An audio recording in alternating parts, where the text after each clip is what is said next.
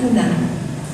Karena tahukah saudara, setelah Yusuf mengatakan tidak kepada istri Potifar, maka dia dihadiahi banyak emas permata oleh Potifar. Betul? Tidak. Betul? Tidak. Mana ada dia dihadiahi Potifar? Justru dia difitnah, lalu dijebloskan ke dalam penjara. Pernahkah seperti itu? Saudara sudah patuh, saudara sudah berkata tidak pada dosa, melayani sampai malam-malam. Mungkin hujan seperti ini, pulang kena hujan.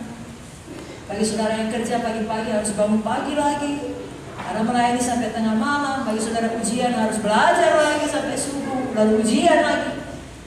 Nggak taunya justru dapat masuk penjara. Bukan penjara betulan lembaga pemasyarakatan, ya, tapi banyak bentuk penjara lain yang membuat saudara tidak bebas bergerak. Artinya justru saudara dapat aniaya, saudara dapat penderitaan, saudara difitnah. Tahukah saudara, di dalam pengertian seluruh dunia pada waktu itu, Yusuf sangat jahat. Karena tentunya dunia percaya apa yang dikatakan Potifar dan istrinya. Mereka berkata, Yusuf ini ya mau berbuat jahat kepadaku, dia mesum, jebloskan dia dalam penjara. Lalu di mata orang, memanglah ini pemuda Ibrani kurang ajar, udah diangkat, dipercaya kerja, mau makan istri tuannya. Justru yang sebaliknya kebenarannya. Tapi tidak ada yang tahu. Yang tahu hanya Yusuf, yang tahu hanya Tuhan. Dan sekarang Yusuf di penjara, tidak tahu sampai berapa lama waktunya. Saudaraku, kalau makin berat pergumulan saudara, tes saudara, ujian saudara, makin dekat saudara pada jawaban. Pada visi. Jangan menyerah. Sekali lagi jangan menyerah. Jika rasanya tidak tahan lagi, seperti saudara ada di dalam api, saudara ingat kisah Sadrak, Mesak, Abednego. Mereka juga dilemparkan ke dalam api, tetapi Yesus ada di sana. Tuhan ada di sana. Tidak meninggalkan mereka. Tuhan juga ada bersama-sama. Dalam dapur api penderitaan apapun, di mana seluruh dunia menganggap saudara salah, apalagi sekarang zaman sosmed, sangat mudah merusak nama baik seseorang, betul? Tinggal disebarkan aja hoax.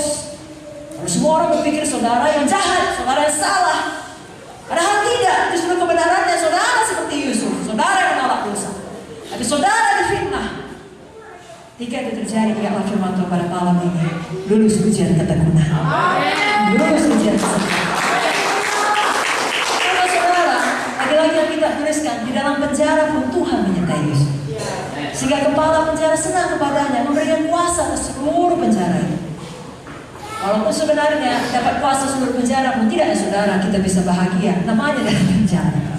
Tapi Yusuf sabar dalam bentukan itu. Hatinya tetap lembut. Itu sebabnya ketika juru makanan dan minuman Firaun masuk ke dalam penjara, muka mereka sedih. Yusuf kan bisa agak dulu ya, siapa korbannya?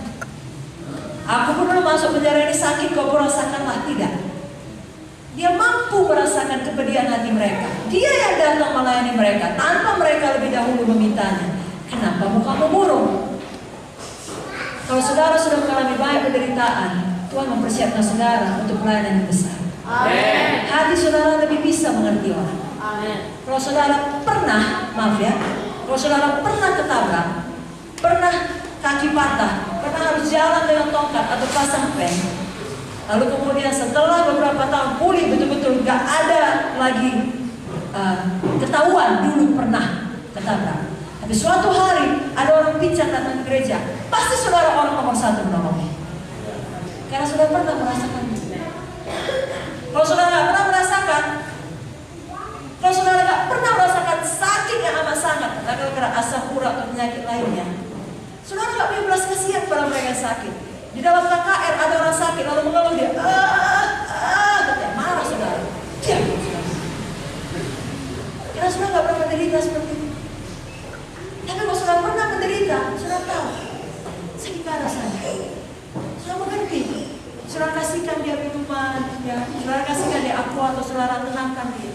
Kenapa? Karena saudara pernah merasakan penderitaan itu. Sama dengan Yusuf, dia pernah merasakan penderitaan itu. Lalu dia bisa melayani juru minuman dan makanan tersebut. Singkat cerita, dia beritahukan mimpi mereka, dan salah satu di antara mereka dipulihkan kedudukannya.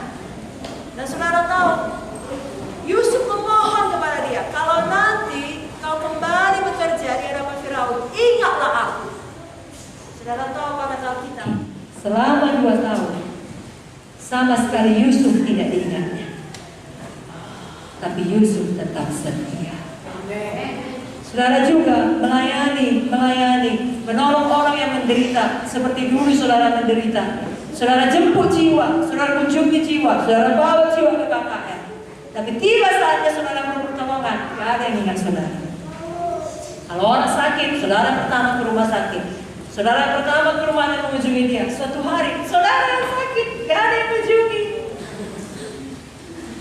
Ketika itu terjadi, jangan, aku tidak mau lagi gereja, aku tidak mau lagi beribadah, aku tidak mau lagi melayani. Semua itu orang-orang munafik, gak tahu YouTube, gak berterima kasih, dan seterusnya sudah jalan. Tetap seperti Yusuf. Kenapa? Karena walaupun dia dilupakan oleh manusia, Tuhan tidak melupakan Yusuf. Tapi menunggu saatnya Tuhan. Saudara pun tidak pernah dilupakan oleh Tuhan. Jangan pernah menyerah, jangan pernah di tengah jalan. Tetaplah setia. Kita tahu ceritanya, suatu hari Firaun bermimpi, tidak ada yang bisa mengartikan mimpinya. Teringatlah pada Yusuf, dipanggillah Yusuf, Yusuf artikan mimpinya. Betul-betul Firaun percaya, diangkatlah dia untuk memegang kekuasaan dari seluruh Mesir, hanya tahta itu saja bedanya dari dia. Dia betul-betul sukses, dia sampai jadi penguasa, sama seperti mimpinya. Dan ujian yang terakhir adalah ujian yang paling penting, namanya ujian kesuksesan. Ada banyak orang, saudara mungkin datang dari broken home, lalu Tuhan pulihkan, atau dari bangkrut, lalu Tuhan berkati. Itu visi saudara. Setelah melalui banyak bentukan, sampailah saudara di situ. Tolong jangan lupa ada maksud Tuhan. Yusuf jadi penguasa di Mesir bukan sekedar supaya bisa menghukum saudara-saudaranya, menghukum istri Potifar. Adakah dia melakukannya? Oh, sekarang sudah jadi penguasa. Mana mama Poti itu?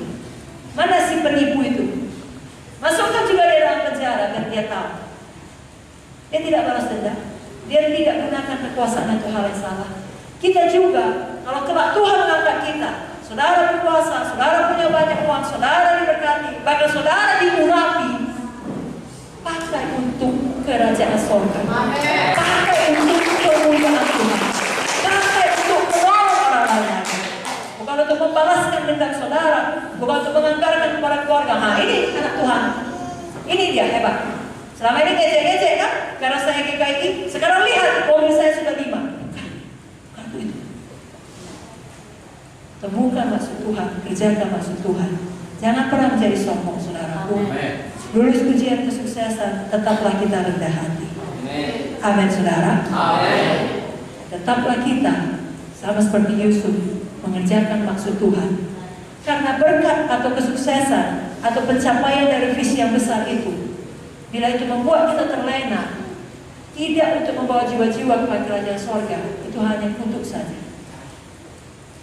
Karena dunia ini hanya sementara. Biarlah semakin saudara diberkati, semakin saudara menyelamatkan jiwa. Berapa